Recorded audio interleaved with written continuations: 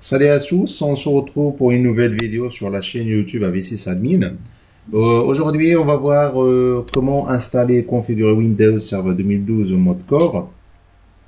Pourquoi mode Core? C'est tout simplement, et comme vous le savez, l'un des défis qui doit relever un administrateur système est l'optimisation d'utilisation des ressources. Aussi, ces ressources sont toujours une préoccupation majeure dans un environnement de serveur.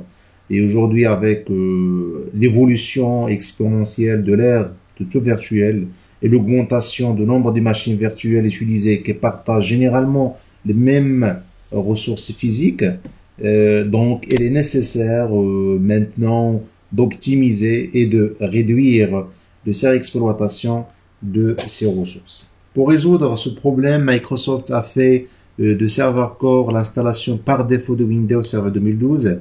Bien sûr, il existe d'autres méthodes d'installation et d'utilisation de Windows Server 2012, à savoir le serveur core, le serveur minimal, le serveur avec Full GUI, le serveur avec Full GUI plus l'environnement des bureaux. Le schéma que vous voyez ici démontre tout ça.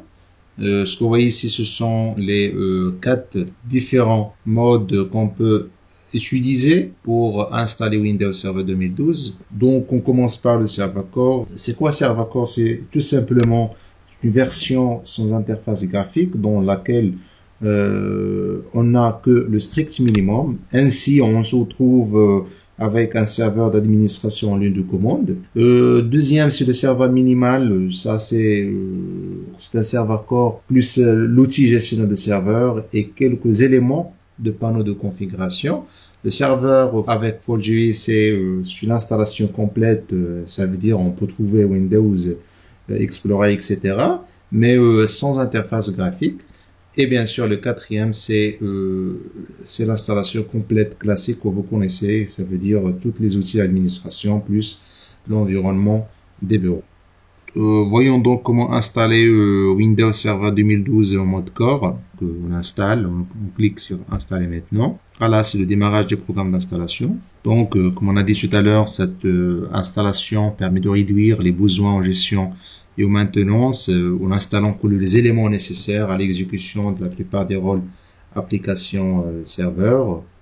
Et bien sûr, on ne peut pas trouver l'interface graphique utilisateur. Et pour gérer le serveur ou bien localement, que ce soit localement ou bien à distance, on utilise soit les commandes ou soit PowerShell et bien sûr d'autres outils, ou bien on peut basculer entre les différents modes qu'on a vu tout à l'heure. Donc, suivant, j'accepte les termes de contrat de licence. Suivant, ici on fait personnaliser. Voilà. Donc ici, c'est tout simplement l'opération de partitionnement. Je n'ai pas besoin de faire ça. Donc suivant, c'est l'installation de Windows. Comme vous voyez, il n'y a pas une grande différence entre une installation complète classique et une installation en mode minimal. Nouveau mot de passe.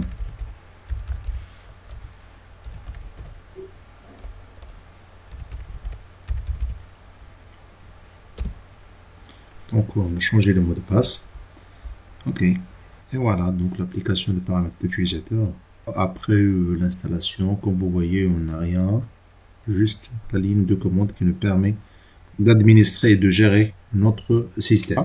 Donc ce qu'on va faire maintenant, c'est effectuer la configuration de base, ou bien ce qu'on appelle le post-installation.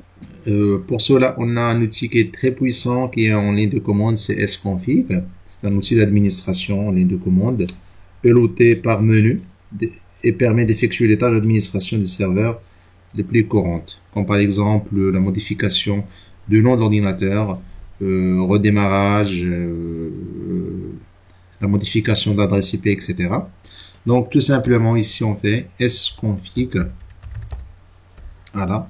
Donc automatiquement on se lance. Comme vous voyez, on a un menu ici, on a des chiffres de 1 jusqu'à 5. Donc, pour effectuer une action bien déterminée, il suffit de taper le numéro correspondant. Par exemple, on va voir comment modifier le nom d'ordinateur. On fait 2. Et voilà, donc on modifie le nom, par exemple, SRV cours, par exemple. Voilà, et on fait entrer. Donc, comme vous voyez, vous devez redémarrer l'ordinateur pour appliquer les modifications. Oui, et on attend. Le mot de passe. Voilà. Donc, pour y vérifier, il suffit de la lancer la commande hostname. Comme vous voyez, c'est SRV cours. Donc, toujours, on revient vers sconfig. Voilà. On enchaîne avec les actions de l'outil sconfig. Et cette fois, on va voir comment modifier les paramètres de la carte réseau. Donc, c'est pour cela on a 8 pour modifier les paramètres. Ici, vous avez un index, il suffit de taper 10. Et voilà. De 1, donc pour définir l'adresse de la carte réseau, il suffit de taper 1. Pour définir le serveur DNS, 2. 3 pour effacer les paramètres du serveur DNS. Et pour retourner au menu principal, ça veut dire de sconfig, il suffit de taper 4. Donc on tape 1. Ici, si on veut utiliser le DHCP, c'est D majuscule. Si on veut utiliser une adresse IP statique, on doit faire S minuscule et vide pour annuler. Nous, on va essayer de donner une adresse statique, donc c'est S. Après, entrer l'adresse IP statique, par exemple 192.68.10.10, entrée pour prendre le masque par défaut de l'adresse qu'on a saisie. Passerelle par défaut, c'est 168.10.1. Aussi, on peut définir le serveur DNS avec 2. Par exemple, c'est 8 DNS Google. Voilà, donc DNS préféré est défini. Donc on retourne au menu principal. Pour sortir, il suffit de faire 15. Donc si on fait ipconfig pour vérifier ce qu'on a, comme vous voyez, donc c'est l'adresse qu'on a saisie tout à l'heure. On revient vers sconfig. On va essayer de saisir 9 pour voir comment modifier la date hier.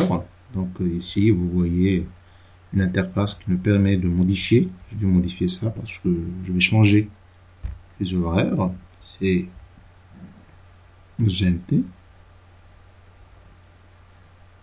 Voilà, donc OTC Casablanca. OK. Et je fais OK. Donc, comme vous voyez, il y a pas mal de choses qu'on peut effectuer à l'aide de sconfig. Par exemple, si on veut ajouter un administrateur local, configurer l'administration à distance, ou si vous voulez paramétrer de Windows Update, ou bien fermer une session d'utilisateur, redémarrer le serveur, arrêter le serveur, etc. Voilà, donc ce sont les différentes actions qu'on peut effectuer à l'aide de sconfig. Une autre chose, si on veut par exemple écrire des textes ou bien en faire une copier-coller, il suffit de faire Notepad. Et voilà, donc c'est un bloc-notes sur lequel on peut faire des copier-coller, etc. Voilà, c'est tout ce qui concerne la vidéo d'aujourd'hui. Dans la prochaine vidéo, on va voir comment effectuer le basculement entre les différents modes qu'on a vus.